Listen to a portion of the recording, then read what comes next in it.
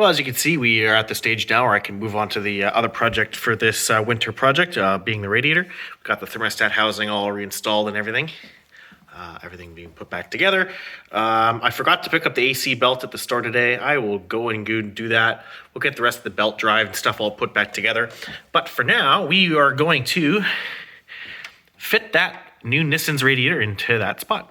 So if you've ever followed my previous videos, you'll know that this particular Alpha V6 has this giant oil cooler, which I have mounted basically to the right of the stock radiator. When I did the engine bay repainting and everything years and years ago, I cut the big hole and did everything and then painted the whole engine bay because I wanted things not to rust out. And so basically what I'm trying to say is this oil cooler ain't moving.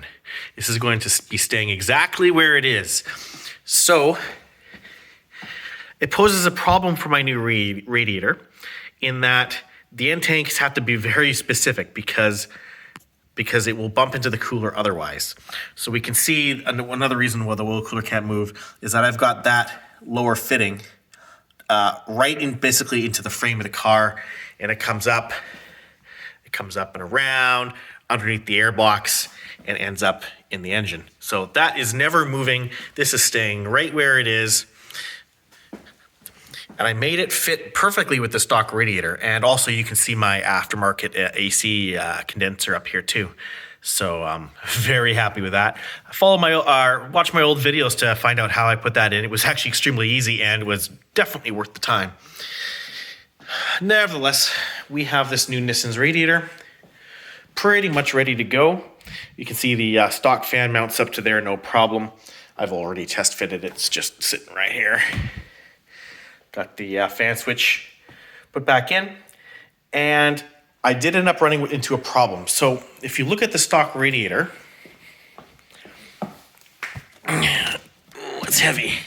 You can see right on that end tank where it had been just touching that oil cooler because it is a very tight fit. So when I put the oil cooler in, I had everything very snug. So it turned out, big surprise, that the dimensions of this aftermarket radiator were just off enough that it caused an interference issue.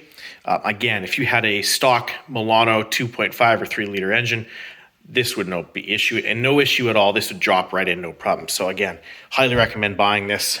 So what I've done in order to get myself the clearance I needed, as you can see, looks really ugly from the outside, but ain't too bad. So basically what I've done is I've taken a little bit of material, I haven't taken it off, but what I've done is I've basically pressed it whilst heating it up to about 300 degrees Celsius. I think this is nylon, glass reinforced nylon.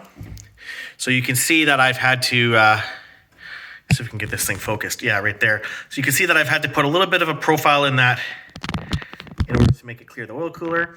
Again, it looks not the best, but again, it doesn't really matter what it looks like. You're never going to see it. And you can see on the inside of the pipe that it actually looks just fine. So totally happy with that. We can see it's a little bit of a flat spot. It's not going to affect flow off for me to care. So it does now clear the oil cooler, which is fantastic. We had to grind a couple of these ribs down a little bit as well. But again, it all fits all super well. It kind of sucks that I had to take a brand new radiator and modify it. But again, my car is modified, so it's not unexpected to have to modify a little bit of a aftermarket radiator to make it fit. So we are going to go throw this radiator into that car, and I would like to get some coolant in there as soon as possible to see how it performs. Hopefully it is enough cooling for the engine. Again, it was for Alpha 75. And a 3-liter engine wasn't really standard in Europe. So hopefully this radiator has enough capacity to handle the 3-liter engine, especially my sort of built-up 3-liter engine, which is making even more heat. Oh yeah, you can see also I've got my radiator coolant tank. Hopefully that's the last time I ever have to touch that, ever. That would be nice. Anyway, we'll maybe do a video sort of following up on the last little things I'm dicking around with on here, and hopefully next video, I can basically show the thermostat and everything working. Until then, bye.